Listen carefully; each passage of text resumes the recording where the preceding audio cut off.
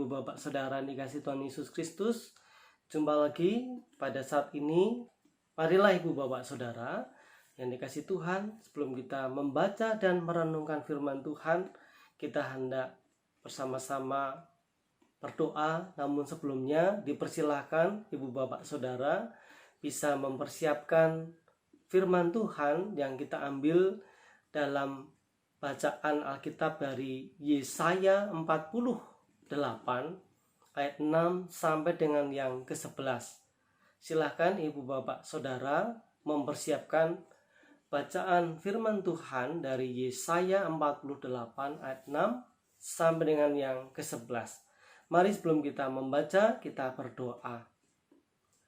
Bapa yang penuh kasih, pada saat ini kami datang kepadamu dengan rendah hati, hendak membaca dan merenungkan firman-Mu. Bersabdalah kepada kami ya Tuhan, karena kami siap mendengarkan juga memberlakukan firman-Mu dalam hidup kami.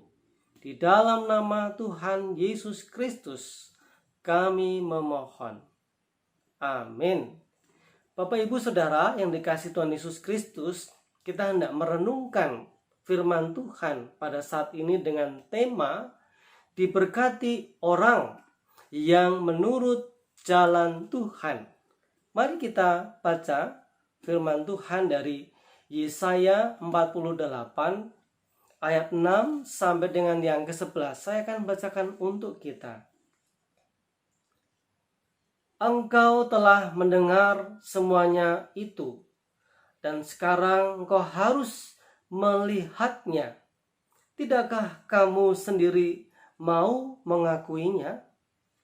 Aku mengabarkan kepadamu hal-hal yang baru dari sejak sekarang, dan hal-hal yang tersimpan yang belum kau ketahui. Baru sekarang hal-hal itu diciptakan dan bukan dari sejak dahulu. Dan sebelumnya engkau tidak mendengarnya, supaya jangan engkau berkata, memang aku telah mengetahuinya. Engkau tidak mendengarnya ataupun mengetahuinya. Juga telingamu tidak terbuka dari sejak dahulu. Tetapi aku telah mengetahui bahwa engkau berbuat khianat sekeji-kejinya, dan bahwa orang menyebut engkau pemberontak sejak dari kandungan. Oleh karena namaku, aku menahan amarahku, dan oleh karena kemasyuranku, aku mengasihani engkau, sehingga aku tidak melenyapkan engkau. Sesungguhnya aku telah memurnikan engkau, namun bukan seperti perak. Tetapi aku telah menguji engkau dalam dapur kesengsaraan. Aku akan melakukannya oleh karena aku, ya oleh karena aku sendiri. Sebab masakan namaku akan dinajiskan. Aku tidak akan memberikan kemuliaanku kepada yang lain. Demikianlah firman Tuhan. Berbahagia kita yang mendengarkan dan memberlakukan dalam hidup kita hari lepas hari. Bapak Ibu Saudara yang dikasihi Tuhan Yesus Kristus, siapakah di antara kita yang tidak ingin hidupnya diberkati oleh Tuhan? Ada yang tidak ingin diberkati Tuhan? Pasti semua kita ingin diberkati oleh Tuhan. Mengapa Bapak Ibu Saudara? Tentu kita mengerti bahwa kita mengharapkan berkat, dan kita hanya dapat mengharapkan berkat hanya kepada Tuhan saja. Karena sebagaimana firman Tuhan yang kita baca dari kitab Yesaya 48 ayat 8 sampai dengan yang ke-11, pada saat ini dinyatakan kepada kita bahwa memang hanya Tuhan saja yang sanggup menciptakan masa depan yang baru dalam hidup kita manusia. Bapak Ibu Saudara, firman Tuhan yang kita baca pada saat ini merupakan bagian dari kitab Yesaya pasal 48 ayat 1 sampai dengan 22 yang menceritakan tentang keadaan umat Tuhan, yaitu kaum keturunan Yakub, yang juga kita kenal dengan sebutan nama lain, yaitu Israel. Nah, dari Yakub, adik dari Esau, dan keduanya ini adalah anak-anak dari Ishak, dan Ishak adalah anak dari Abraham dengan istrinya yang menjadi permaisurinya, yang menjadi istri sahnya yang bernama Sarah, yang sudah ditentukan oleh Allah dari semula menjadi bangsa pilihan yang akan melahirkan, yaitu keturunan dari mereka, Juru Selamat Yesus Kristus. Bapak Ibu Saudara, Kejadian 25 ayat 19 sampai dengan 34. Dari Yakub inilah kemudian muncul umat pilihan Tuhan, yaitu bangsa yang disebut dengan nama Israel. Kalau kita perhatikan dari kitab Kejadian 25 ayat 13 sampai dengan 34, kita tahu bahwa suku Israel terdiri dari 12 yang diambilkan dari nama anak-anak Yakub, bapa leluhur orang percaya. Saudaraku, singkat cerita, kita tahu bahwa Yakub dahulunya bukanlah orang yang baik, karena untuk mendapatkan berkat dari Tuhan, Yakub tega menipu kakaknya yang bernama Esau. Mereka adalah saudara kembar, namun mereka juga sudah dinubuatkan dari sejak dalam kandungan. Mereka tidak akur satu dengan yang lainnya. Namun ia kemudian menyesal dan meminta maaf kepada kakaknya tersebut. Jadi ada rekonsiliasi, Bapak Ibu Saudara, di antara Yakub dan kakaknya Esau. Sebagai catatan, bukan berarti peristiwa tersebut juga bisa kita tiru ya, Bapak Ibu Saudara. Namun itu adalah peristiwa yang berlaku khusus, atau saya memberikan istilah pengecualian. Karena apa yang terjadi itu semuanya sudah dicatatkan, yang artinya hanya berlaku bagi Yakub. Bapak Ibu Saudara yang dikasihi oleh Tuhan Yesus Kristus, bukan berarti ketika kita ingin diberkati Tuhan, kita bisa menggunakan jalan yang tidak benar, yang tidak baik. Kita bisa menipu, kita bisa berbohong terhadap orang lain. Nanti toh Tuhan juga mengampuni saya kalau saya bertobat, kalau saya menyesal. Ya, kalau kita diberi kesempatan. Kalau tidak, ya kan Bapak Ibu Saudara, who knows, siapa yang tahu? Tidak ada yang tahu kecuali hanya Tuhan sendiri.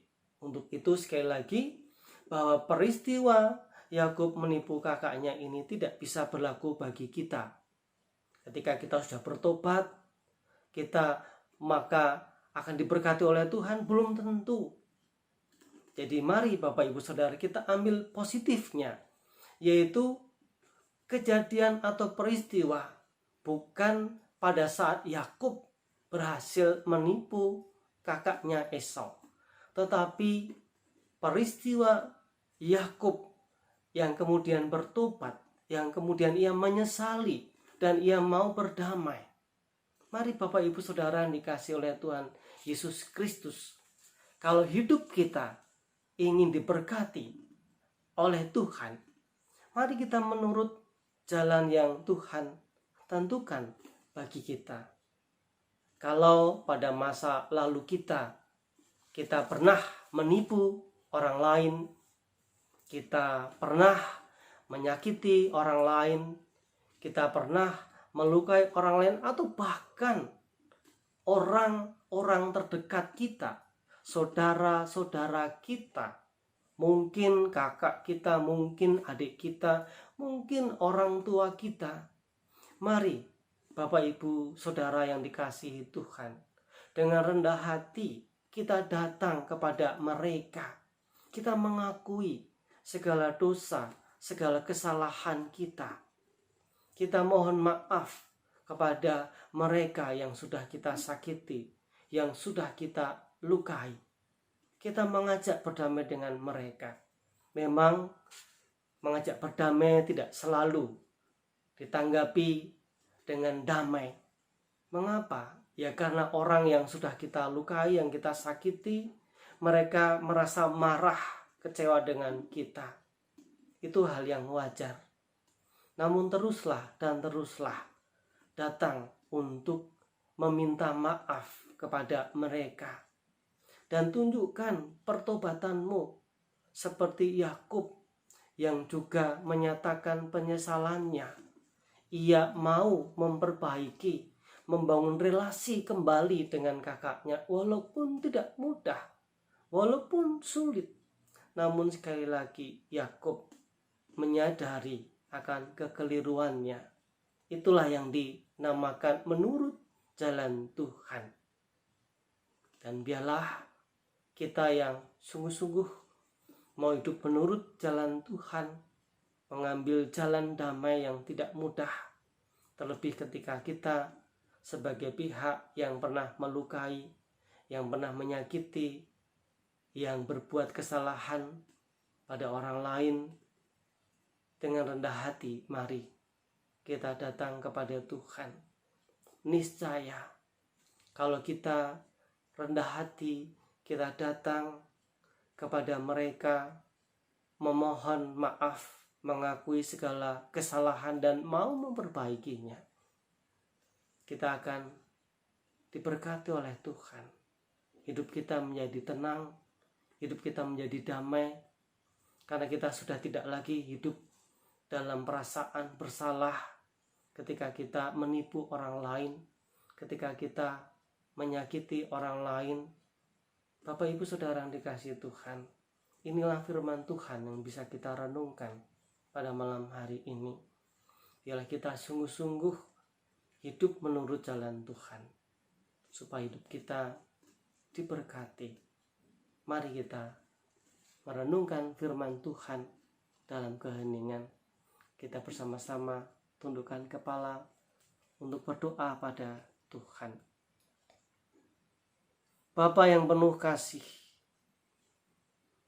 bersyukur untuk firman-Mu yang boleh kami dengarkan pada malam hari ini, yang memberikan kami hikmat melalui peristiwa Yakub sebagai umat Tuhan